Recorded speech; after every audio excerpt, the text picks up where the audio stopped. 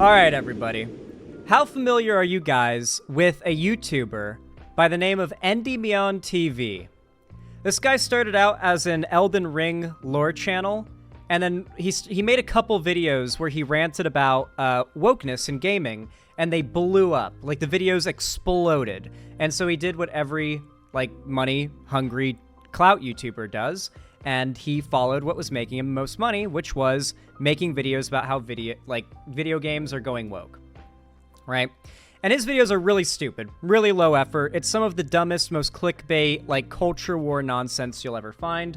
And it's all like, this thing that we consider woke and bad, it's failing and the woke are mad. This thing that we consider anti-woke because it's succeeding and the woke are mad. So here you've got that Black Myth Wukong game, which I don't know if you guys know this. I'm sure the game is great. It looks awesome, right? And I'm happy that it's like heavily focused on like Chinese folklore, I think, primarily, if I'm not mistaken. Because you see like there's a lot of like Western folklore that you see shown in media, right? Like everybody knows Thor. That's an example of like Western folklore, right? Everybody knows at least something about Western folklore, especially in the West. Even globally, right? Although when it comes to Eastern folklore, which is itself very interesting, obviously, and it's like a whole fucking quadrant of the world's folklore that most people are not all that aware of, a popular game focused on that, going viral and doing really well and having a lot of effort put into it is awesome, right? Here's the problem, though. The CCP, the Communist People's Republic, China, whatever it's called, the party of the CCP, the Chinese Communist Party, has identified Black Myth Wukong as the first of a line of projects that they are endorsing, financially backing, and promoting to enforce Chinese cultural power globally. The CCP explicitly has stated that this game is used by them to cement their power globally.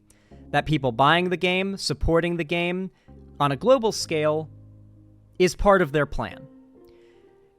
While I think that it's fine to still get the game and play it, I might even buy the game and play it. You know, it seems interesting. I don't think that simply buying the game and playing it means that you are playing into the plan that the CCP has, right? Like, I don't think that's necessarily a bad thing. What is a bad thing, and what is exactly what the CCP wants, are dudes like this, who upon anybody talking about China's plans with the gaming industry, they respond by saying, "Woke journalists demand Black with Wukong success stop!" Plus IGN backlash erupts as feminists panic! Guys, the feminists are panicking, guys. Guys, did you know the feminists are panicking? Look at this guy. Look at this guy's face. Did you know this guy needs you to know that feminists are panicking right now? Fucking hilarious wording in the title there. I just when you think about that for even a second, that a guy who looks like that is making videos about how feminists are in a panic over a video game, it's kind of funny. You know, it's just a little funny. Anyway, he made a video about a month ago that caught my eye. Because something you know, or something, if you've watched me, you should know this by now, is I've dubbed a name to the practice that these right-wing grifters participate in. You'll notice that if you look at, like, your average right-wing grifter channel, Endymion, for example, the guy we're covering, they do something obvious. Thing is successful. We love this. The woke hates it. Thing is not successful. Concord. This is woke. Everyone hates it. Games Workshop, everyone's mad at them right now because of a variety of issues. Most of them not having to do with anything related to politics.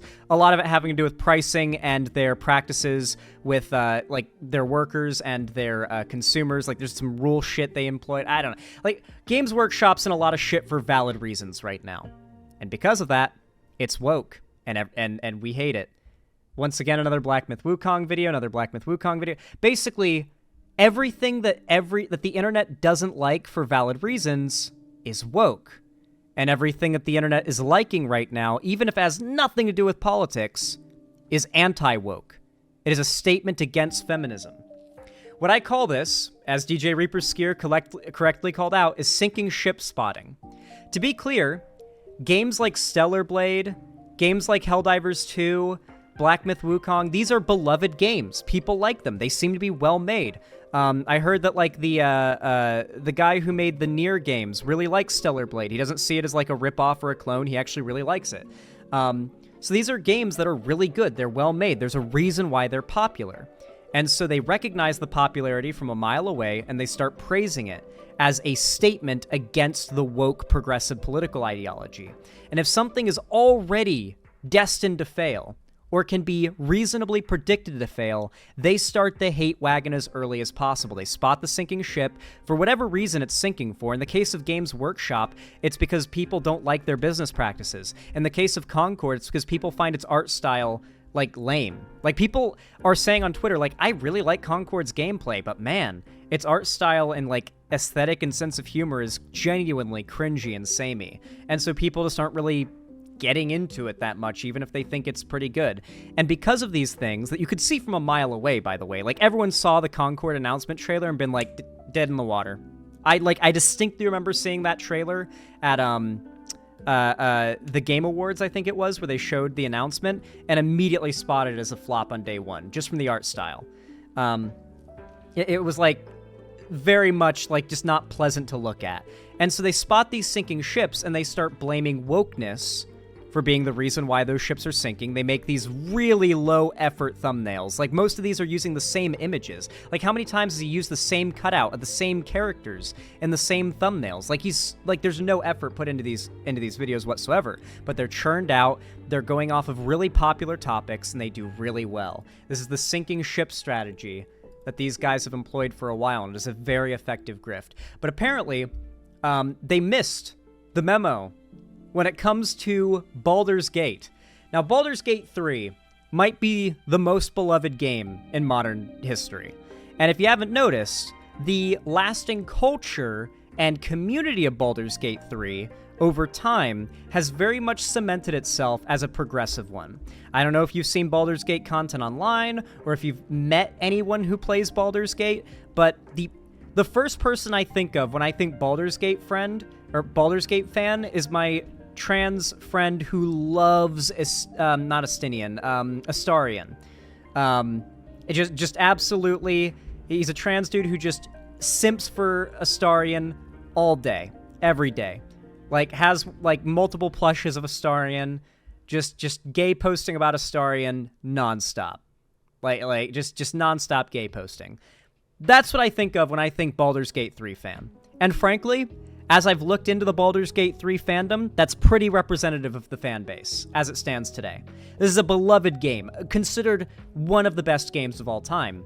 And it is itself extremely woke. Like, so much so that the right did try to attack it when it came out on many different fronts. They even tried to go after it for supposedly supporting zoophilia, because you could fuck a druid in the game that, like, as a joke, transforms into a bear, and you don't see anything, but the joke is that he transformed into a bear before they did it, and it's like, that's supposed to be, like, weird. Like, there's even, like, a squirrel or something that sees it and watches, and, like, the squirrel is traumatized at witnessing what they're seeing. Like, it's very much played off as a joke. The right took that and tried to push it as, like, you know, these degenerate progressives with their woke games trying to push zoophilia in video games. It's like, okay, man, like, they blew it so out of proportion, everyone made fun of them. But they apparently didn't learn their lesson, because these people still have a massive hate boner for Baldur's Gate 3, which is hilarious because it's, like, the most successful game of all time. Like, no matter what arguments they make here about how it's like everyone hates it now, I need you to remember, Baldur's Gate 3 is, like, the most successful game of all time in terms of just popularity and sales. Like, obviously there's bigger games, like Minecraft has been more profitable, for example, but, like, I'm pretty sure Baldur's Gate 3 had the biggest launch of any game ever. No, actually, Black Myth Wukong might have taken the throne for that, actually, which would actually serve their argument of, like, it's an anti-woke game, right? It makes sense why they would try to claim it when they lost Baldur's Gate 3, which was, like, the last huge game release. Anyway, let's watch this pile of shit video. What's up, everyone? It's Endymion, and oh, fun thing as well. I've not even played Baldur's Gate 3. I literally have no bias here. I'm just very aware of the consensus on Baldur's Gate 3. I've watched some friends play a little bit of it. Haven't gotten around to playing it yet, unfortunately. It seems really good. Eventually I will play it, don't worry. But I don't even have like a personal like preference bias here, you know? Like I'm not even coming out to defend a property that I like or have like a strong opinion on here. Like all I'm aware of is how much cope this is going to be. I know usually I would cover Star Wars at this point in the week, but to be real with you, I found this story far more interesting than the slop Disney is churning out today, so I figured I'd cover this instead. From the slander... I love how these guys do like a set day where they cover Star Wars, because it's just so like it's just so much of a grift. They just designate a day to call something in Star Wars woke and to make like a nonsense rant. Because it's not like they're making videos in response to events. They're not even reactionaries anymore. They're pre-reactionary. Like they're scheduling days to go on anger rants about things being woke. Ruin of Wizards of the Coast nuking the original creators of Dungeons & Dragons, to woke establishments failing and much more. So see, all these things they complain about being woke, the criticism or the hate for the thing they're complaining about stems from something not related to wokeness every time. Wizards of the Coast is in shit for a ton of bad business practices they're doing right now, so recognizing the pre-existing hate, these guys fill the algorithm, loading their videos with keywords about Wizards of the Coast, D&D, whatever thing they own, but complain about it being woke. And they get naive people who are already angry to redirect that anger, not at the valid reasons they're upset, but instead at a imagined political agenda that made these things happen somehow. So let's get into it. This first story, which inspired me to make this video in the first place, comes from a Twitter user named MadScribeGames. To set this all up, recently Wizards of the Coast, which owns Dungeons & Dragons as well as other famous side IPs like Baldur's Gate, which I'm sure you heard of, has released a book for fans that details the origins of Dungeons & Dragons. The book in question is called Dungeons & Dragons: The Making of Original D&D 1970 to 1977. I need to also read you the description for this book to set up how offensive and tone-deaf it all is. Here's the official description of the book itself, and I quote. Wait, offensive? Really? That's the word you're gonna choose for why you're not okay with a thing being what... Okay, offensive. It's offensive, guys. He's offended. Here is the ultimate record of how Dungeons & Dragons came to be. The Making of Original D&D is an extraordinary collection of rare documents that shed light on D&D's origin story. We're ranting about a book, by the way. Like, we're mad about a book.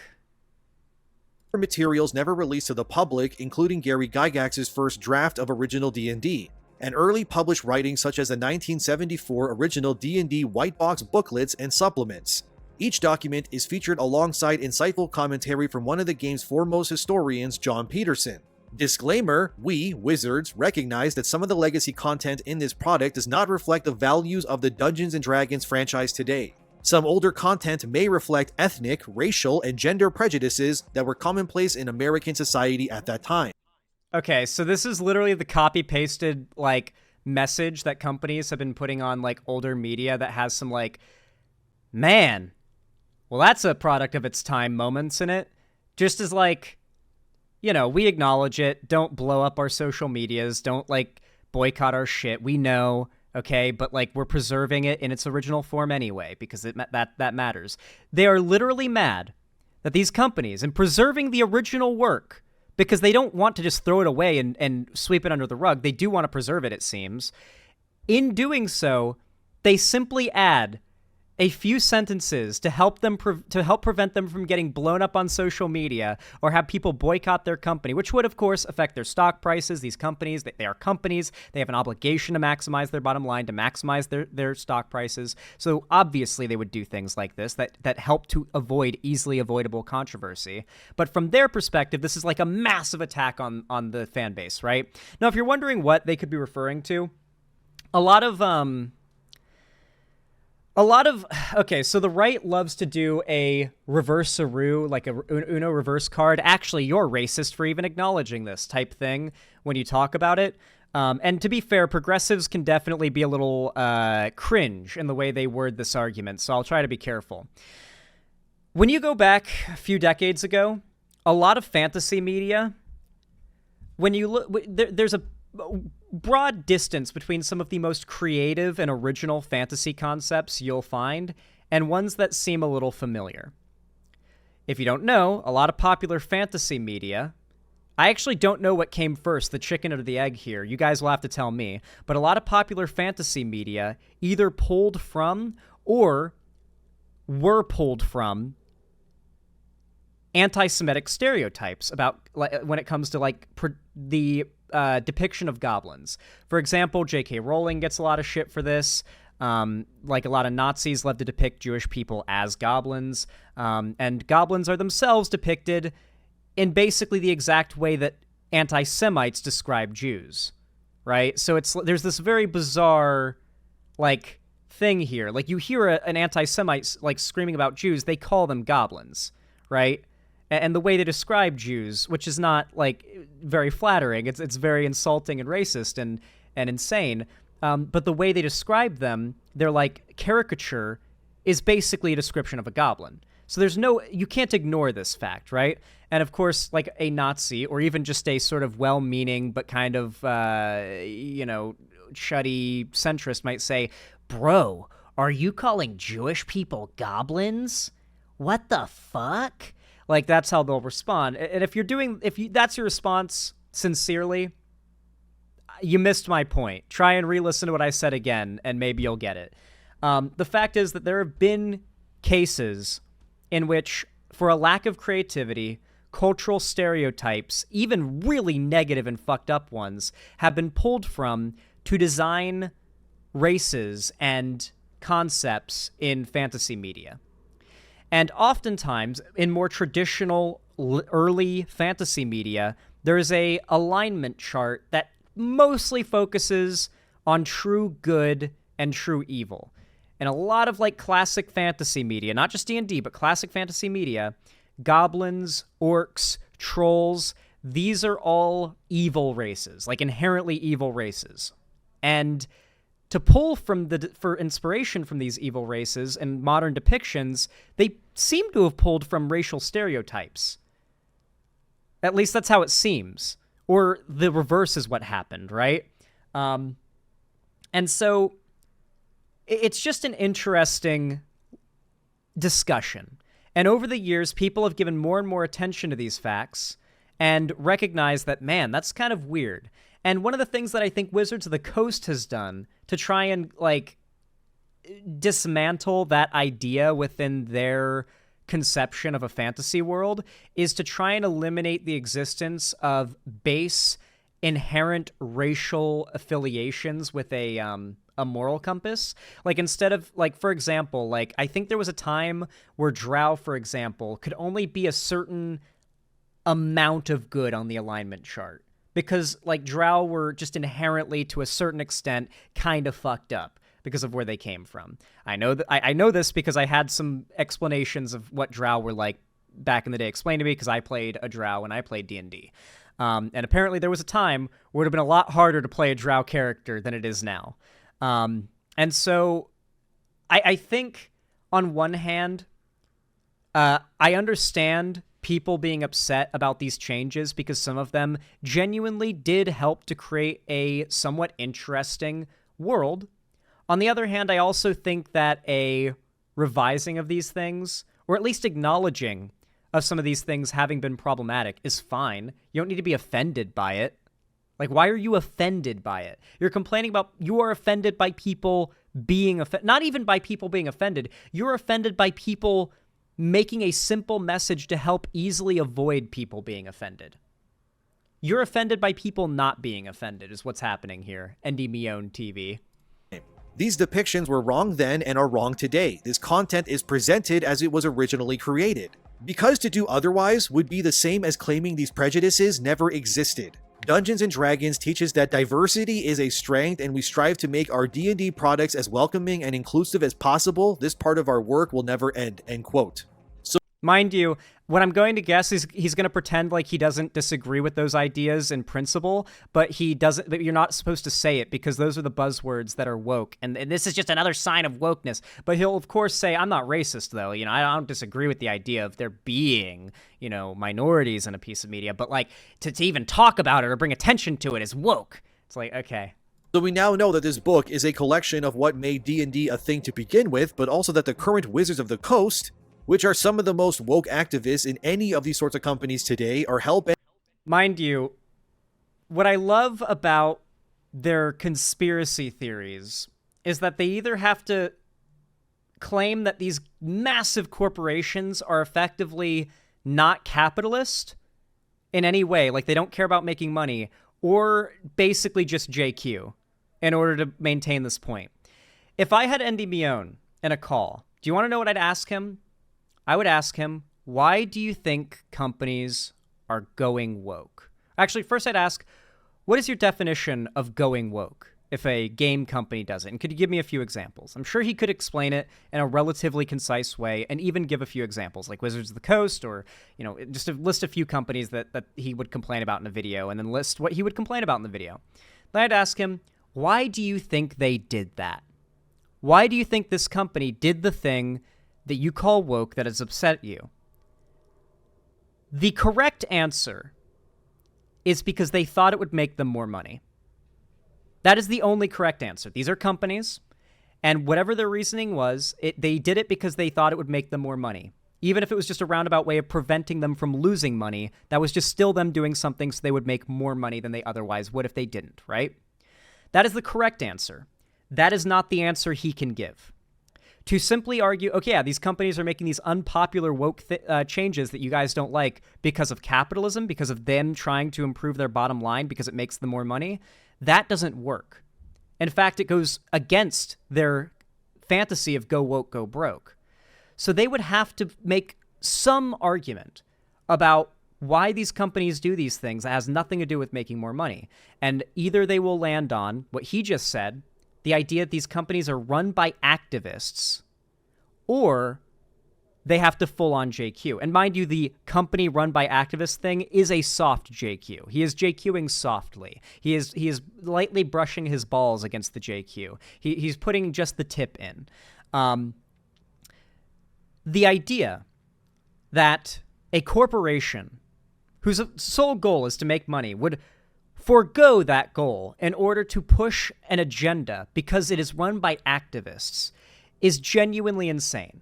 It does not hold up to scrutiny. Companies do not exist this way. Companies are not able to exist and function this way. They do not put out massively, they are not household brands this way. They do not put out massive successes like Baldur's Gate 3 this way if they are just run by ideologues who are just trying to push an agenda and don't care about making money. That's not how. No company can sustain itself for any amount of time in this fantasy reality. It doesn't. That's not real. That's ridiculous. And I would call it out as such. Companies want to make money. Do not kid yourself. This is grow up. This is the real world. Corporations want to make money. They want to raise their stock values. They want to ensure that their CEO gets a bigger bonus at the end of the year because the CEO is the head of the executive table generally. Like, and CFO and stuff, like this is all about maximizing the people at the top's profits, and they make all the decisions. They are the ones that approve or disapprove everything, right? The idea that some low-level activists in the company could be responsible for this, insane. The idea that the suits, the top, would allow it, insane. The idea that the suits at the top would be the activists pushing this, insane. So once you push them on this point, they either have to see the entire idea that this wokeness is some anti-business-minded, agenda-based thing, or they have to fully own the hard version of what they were softly agreeing with. They have to fully own the JQ. They would have to say, you know what? Yes, the suits, the executives at the top, they do have progressive ideals that they are trying to push. They don't care about money so long as they can push these progressive ideas. And then you ask them why. Who are these high-up people? Who are these powerful suits that you're talking about that just have an ideology to like, as you say, put down white people and encourage like less white people to be around? Like, what is this? So it seems like you think there's a shadowy group of people controlling the government, media, all these things who want to destroy white people. That sounds familiar. And at that point, you ask them if they're aware of the JQ, and that would be the conversation I want to have with Endymion TV, because that is the soft ideology that they are pushing. This is like baby's first JQ, is the idea that activists and game companies are somehow making these unpopular, money-losing, woke decisions. What's JQ?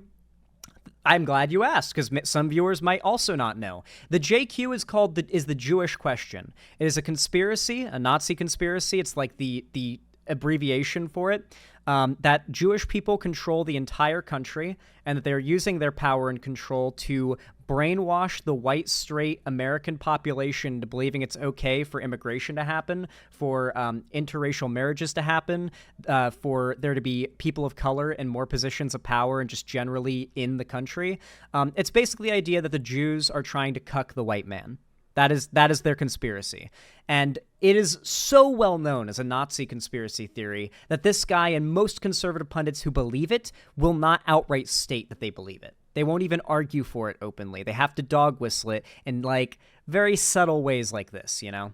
Bent on transforming the IP into an identity political agenda-driven franchise going forward. Now from that same user, MadScribe Games, they showed some of the pages. You filled in a lot of blanks there from just a couple sentences saying, we recognize that some of these concepts are a product of their time, don't get offended, don't blow us up on social, like that. You really you read a lot into like 2 sentences that were just meant to keep people from blowing up their social media and boycotting them because they're mad about like something being seen as problematic in old D&D. Like you're looking pretty deep into that, but okay. Just within the book itself, which revealed that this supposed celebration book is actually just a bunch of woke activists punching down or up, depending on how you look at it, against the actual creators of D&D back in the day. As you can see, punching down or up, depending on how you look at it. For one, punching down or up is in reference to who has more power. So it is considered to be punching down if like a rich billionaire goes on stage at like a comedy show and just does a whole comedy act shitting on poor people, right? Like if a rich billionaire comedian does that, that's considered punching down, because people who have it worse in life and are just like, they have it worse than them, they are punching down at them. So like there's no depending on how you look at it. Punching up and down is an objective thing. Based on who has the better situation in life. So he's not even using that term correctly, for one. 2, in what way is it attacking the original D&D? Like, are the people who are writing not allowed to have any type of political opinion? Because the people who wrote original D&D had political opinions. Oh, believe me, they had political opinions, probably more in line with this guy's. So why is it okay for them and for you to have political opinions, but for these writers and these people working at the company to not have political opinions? The fact is, this pretend adherence to the idea of just accepting other people having differences that conservatives love to tout isn't real. They absolutely cannot tolerate differences in opinion. No, they can't tolerate differences in opinion any more or any less than any other group can. They are just as thin-skinned about it. Nobody likes differences in opinion on something that they strongly believe in. These guys, on the other hand, actively brag and tout the fact that they don't believe that those that disagree with them should have the right to disagree with them. I don't believe that Endymion should even be banned from YouTube. Like, as much as he is definitely dog whistling some pretty fucked up ideas, I don't know if he even realizes he's doing that, and he's not, like, necessarily being openly hateful so much as he is, like, hinting at hate, right? He's appeasing hate. He is arguing for hate. But at the end of the day, I don't even think that he needs to be taken down for this, right? Like, I don't think he needs to be silenced or censored or shut down, but I almost guarantee if I got banned off YouTube falsely tomorrow and he heard about it, he would make a tweet saying, well, he shouldn't have supported the wokeness, which is in favor of destroying free speech. They always have that response. Like, whenever a conservative gets a punishment for actually breaking the TOS, it's censorship, censorship, censorship. But when there's a false strike, like what Dylan Burns got recently, where he got false striked over and over by YouTube for something he didn't do, and then eventually, finally, YouTube admitted it was false, the conservative replies to all of his tweets were, well, this is what you get. You support this. even though they're the ones who actually support it, because they're the ones in the replies arguing that it's a good thing and celebrating it. See some parts of this book, which I apologize if the actual quality of these scans are not that great, but you can read out that in the text highlighted with red, that D&D's editors are attempting to prove to you, the reader, that D&D was nothing more than a racist creation in its inception, saying things like D&D was casually hurtful to anyone with a physical or mental disability. Another passage reads, the misogyny is revealed as a conscious choice. It's an I do like how we're showing like bits that are so fuzzy it's almost impossible to read it, so that no one feels the need to like pause it and read the whole thing for themselves, and except for the underlined bits. You know, only read the underlined bits, guys. I like how every underlined bit, by the way, is their trigger words. Have you noticed that? Because conservatives have trigger words, which is like, for those who don't know, trigger word was like a very, like, a thing that right-wingers like to make fun of back in 2016 a lot. Like, oh my god, you have trigger words? Get over it. These are the words that that trigger them. Hurtful, charitably ascribed, bad assumptions, misogyny, cultural appropriation. These are their trigger words that like upset them so much they had to underline them in red. Reader, that D&D was nothing more than a racist creation in its inception, saying things like D&D was casually hurtful to anyone with a physical or mental disability. Wait a second. When did this say that it was nothing but hateful? He just said this book essentially argues D&D was nothing but hateful, when what the actual book seems to be saying is it was casually disrespectful and hurtful to people with disabilities. That doesn't mean it was solely hateful. That doesn't mean its primary goal was hate. There's tons of media that's beloved and good and serves a lot of great purposes that are casually hurtful to certain groups. There's no harm in recognizing that. It's not even an attack on the people who made it to recognize that. If anything, it's giving them the benefit of the doubt, because a lot of this stuff, as they said in the fucking disclaimer, is a product of the time. That is explicitly meant to give the benefit of the doubt to the people who made it. Like, you gotta understand, it was different times back then. You know, like, that's literally what that message says. You gotta understand, it was different times back then. Things have changed, we know, but back then, things were different. I promise this wasn't meant to be bigoted. And so it simply acknowledges that. It's such a straw man, yeah. Another passage reads, the misogyny is revealed as a conscious choice. It's an unfortunate fact that women seldom appear in original D&D. And when they do, they're usually portrayed disrespectfully. Are we really going to try and argue that nerd culture in the 1970s was not misogynistic? Really? Really? In the 1970s, nerd culture wasn't misogynistic. If I recall correctly, didn't George Lucas say to Carrie Fisher, no, you can't wear a bra because there's no bras in space, it's not realistic?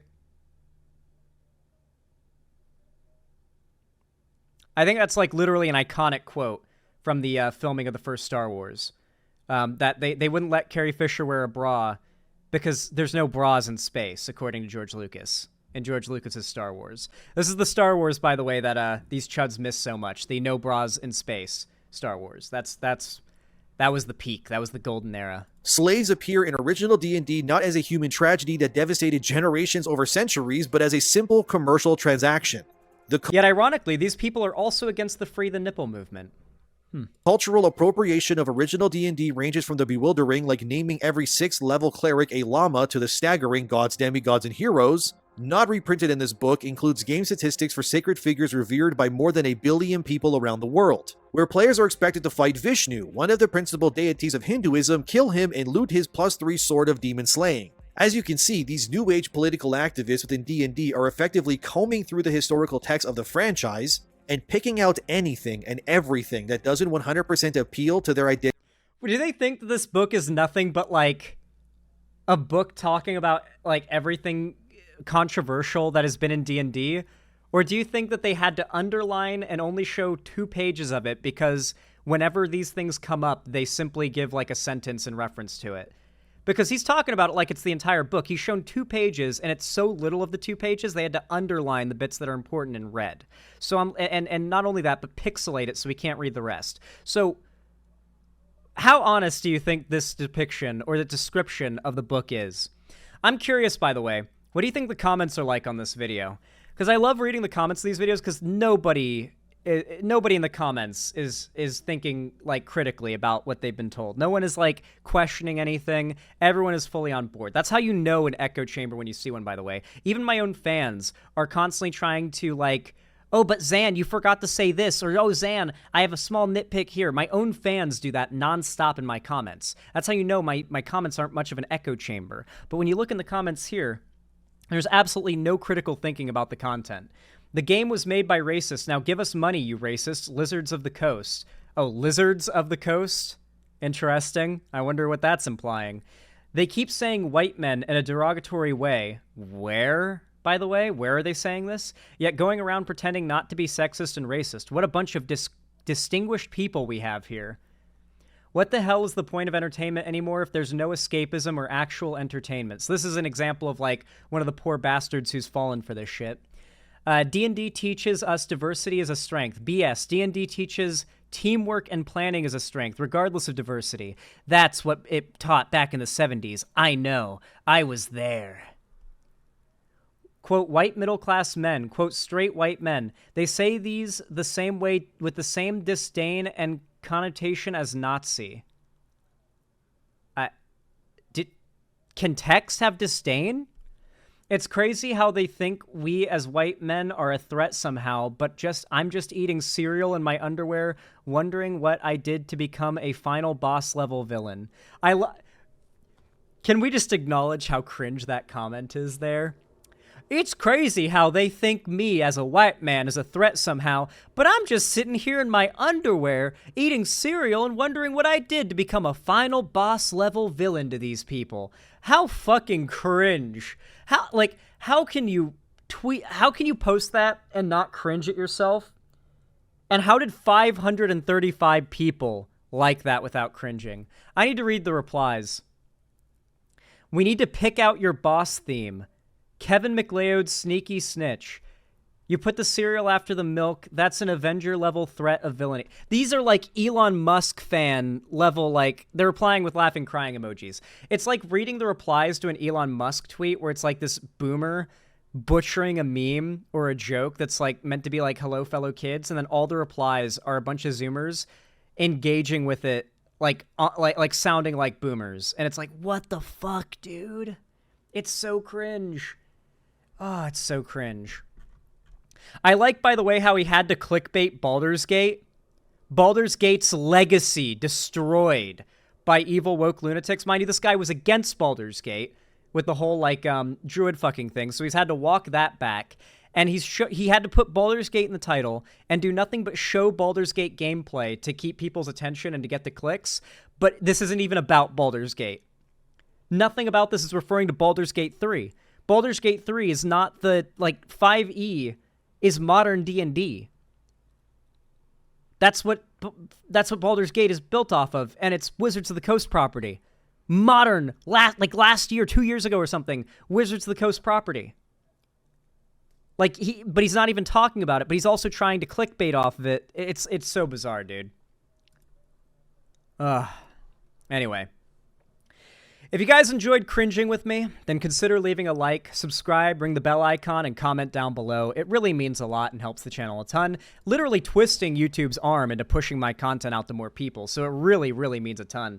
And of course, if you haven't already, consider supporting the channel by following my social medias linked down below in the description, joining my fan Discord so that you get notified when I go live or upload, because YouTube definitely won't, but I will in the Discord. I also host events there too, like game events, call-in streams, watch parties. It's totally free to join, so if you're not already in my fan Discord, you better hit that link in the description and hop on in there, because what are you doing? What are you even doing if you're not? And of course, consider maybe, potentially, possibly, if you've got the money for it and you don't need it for anything else, supporting me financially on my website, xanderhall.com/live, or supporting me through YouTube, Twitch, Streamlabs, Stream Elements, Patreon, or buying merch to the Streamlabs link down below. But regardless of how you support the stream, even if you're just lurking, thank you for being here, and I hope to see you again.